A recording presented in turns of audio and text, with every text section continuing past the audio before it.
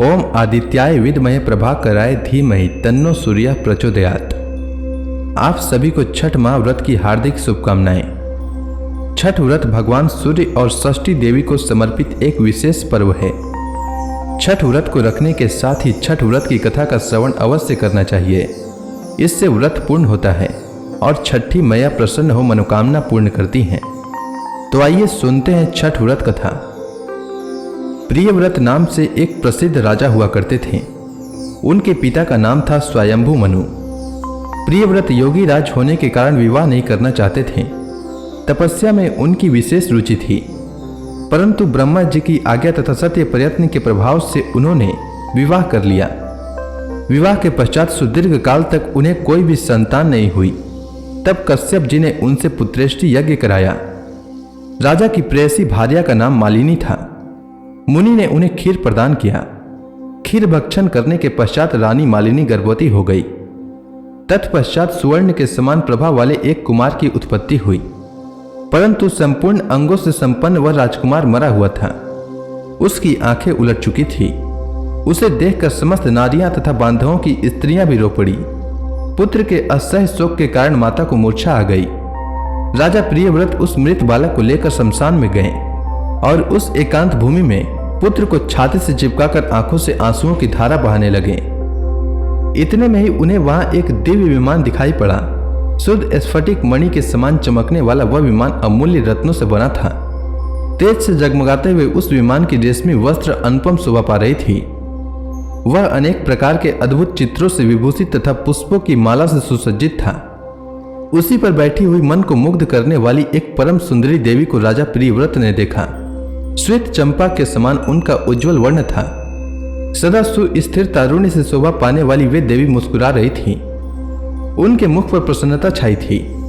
रत्नमय आभूषण उनकी छवि बढ़ा रहे थे।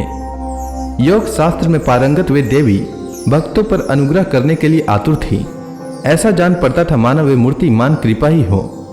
उन्हें सामने विराजमान देखकर राजा ने बालक को भूमि पर रख दिया और बड़े आदर के साथ उनकी पूजा और स्तुति की।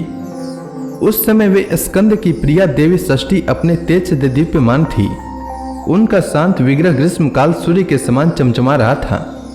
उन्हें प्रसन्न देखकर राजा ने पूछा, सुशोभने, कांते, सुव्रते, वारारोहे, तुम कौन हो?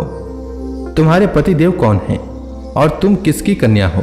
तुम स्त्रियों में धन्यवाद एवं आदर की पात्र हो। जगत को मंगल प्रदान करने में प्रवीण तथा देवताओं को रण में सहायता पहुंचाने वाली वे भगवती देवसेना थी। पूर्व समय में देवता दैत्यों से परास्त हो चुके थे।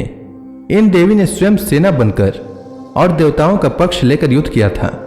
इनकी कृपा से देवता विजयी हो गए थे, अतएव इनका नाम देवसेना पड़ गया। महाराज प्रियव्रत की बात सुनकर वे उनसे कहने लगी, राजन, मैं ब्रह्मा की मानसी कन्या हूं। जगत पर शासन करने वाली मुझ देवी का नाम देवसेना है। विधाता ने मुझे उत्पन्न करके स्वामी कार्तिकेय को सौंप दिया था। मैं संपूर्ण मातृकाओं में प्रसिद्ध हूँ। स्कंद की पतिव्रता भार्या होने का गौरव मुझे प्राप्त है। भगवती मूल प्रकृति के छठे अंश से प्रकट होने के कारण विश्व में देवी षष्ठी नाम से मेरी प्रसिद्धि है। मेरे प्रसाद से पुत्रहीन व्यक्ति सुयोग्य पुत्र, प्रियाहीन जन प्रिया, दरिद्री धन तथा कर्मशील पुरुष कर्मों के उत्तम फल को प्राप्त कर लेते हैं। राजन, सुख दुख भय शोक दर्श मंगल संपत्ति और विपत्ति ये सब कर्म के अनुसार होते हैं। अपने ही कर्म के प्रभाव से पुरुष अनेक पुत्रों का पिता होता है और कुछ लोग पुत्रहीन भी होते हैं। किसी को मरा हुआ पुत्र होता है और किसी को दीर्घजीवी। यह कर्म का ही फल है। गुणी, अंगहीन, अनेक पत्नियों का स्वामी, भार्या रहित, रूपवान, रोगी और धर्मा होने में मुख्य कारण अपना कर्म ही है। कर्म के अनुसार व्याधि होती है और पुरुष आरोग्यवान भी हो जाता है। अतएव राजन, कर्म सबसे बलवान है। यह बात श्रुति में कही गई है। इस प्रकार कहकर देवी षष्ठी ने उस बालक को उठा लिया और अपने महान ज्ञान के प्रभाव से खेल खेल में ही उसे पुनः जीवित कर दिया। अब राजा ने देखा तो सुवर्ण के समान प्रभा वाला वह बालक हंस रहा था। अभी महाराज प्रियव्रत उस बालक की ओर देख ही रहे थे कि देवी देवसेना उस बालक को लेकर आकाश में जाने को तैयार हो गई। यह देख राजा के कंठ, ओष्ठ और तालु सूख गए। उन्होंने पुनः देवी की स्तुति की। तब संतुष्ट हुई देवी ने राजा से वेदोक्त वचन कहा, तुम स्वयंभू मनु के पुत्र हो। त्रिलोकी में तुम्हारा शासन चलता है। तुम सर्वत्र मेरी पूजा कराओ और स्वयं भी करो, तब मैं तुम्हें कमल के समान मुख वाला यह मनोहर पुत्र प्रदान करूंगी। इसका नाम सुव्रत होगा। इसमें सभी गुण और विवेक शक्ति विद्यमान रहेंगे। यह भगवान नारायण का काला अवतार तथा प्रधान योगी होगा। इसे पूर्व जन्म की बातें स्मरण रहेंगी। क्षत्रियों में श्रेष्ठ यह बालक 100 अश्वमेध यज्ञ करेगा। सभी इसका सम्मान करेंगे। उत्तम बल से संपन्न होने के कारण यह ऐसी शोभा पाएगा जैसे लाखों हाथियों में सिंह। यह धनी गुणी शुद्ध विद्वानों का प्रेम भाजन तथा योगियों ज्ञानियों तथा तपस्वियों का सिद्ध रूप होगा। त्रिलोकी में इसकी कीर्ति फैल जाएगी। यह सबको सब संपत्ति प्रदान कर सकेगा। इस प्रकार कहने के पश्चात भगवती देवसेना ने उन्हें पुत्र दे दिया। राजा प्रियव्रत ने पूजा की सभी बातें स्वीकार कर ली। यह भगवती देवसेना ने उन्हें उत्तम वर देकर स्वर्ग के लिए प्रस्थान किया।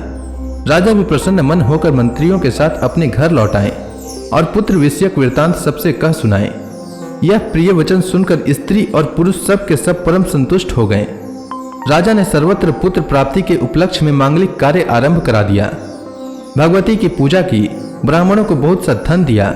तब से प्रत्येक मास में शुक्ल पक्ष की षष्ठी तिथि के अवसर पर भगवती षष्ठी का महोत्सव यत्न पूर्वक मनाया जाने लगा। तो इसी के साथ छठ व्रत की कथा पूर्ण होती है। तो प्रेम से बोलिए छठी मैया की जय, सूर्य नारायण भगवान की जय।